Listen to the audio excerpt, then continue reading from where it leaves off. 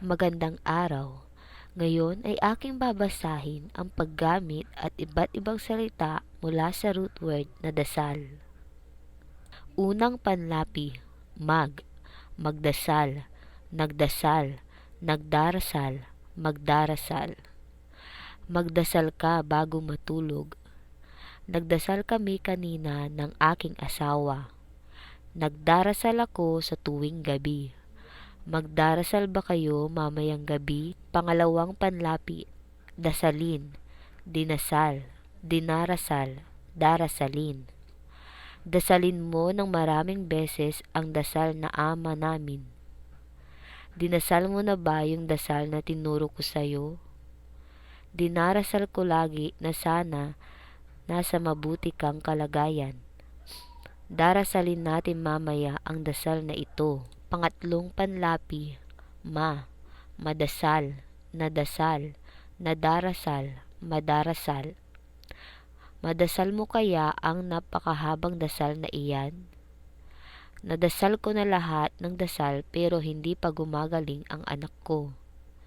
Nadarasal mo ba ang dasal na sinabi ko sa iyo?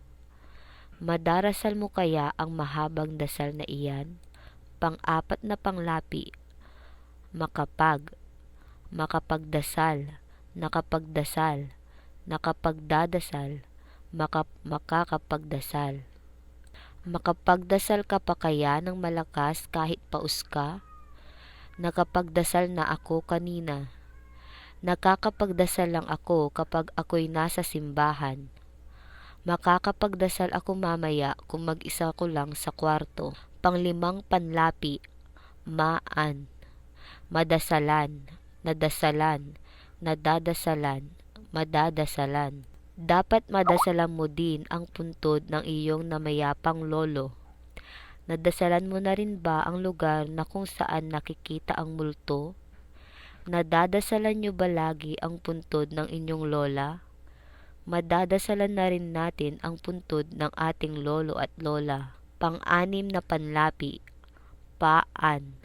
padasalan, pinadasalan, pinapadasalan, padadasalan.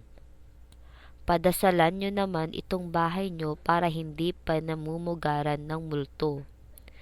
Pinadasalan ko kahapon ang bago naming bahay. Pinapadasalan namin taon-taon ang aming bahay. Padadasalan mo ba sa susunod na buwan ang iyong bagong bahay? Pangpitong panlapi, dasalan, dinasalan, dinadasalan, dadasalan. Dasalan mo din itong puntod ng lola mo sa sementeryo kapag wala kang ginagawa. Dinasalan ko siya kanina para gumaling na siya. Dinadasalan niya lagi ang puntod ng kanyang lolo.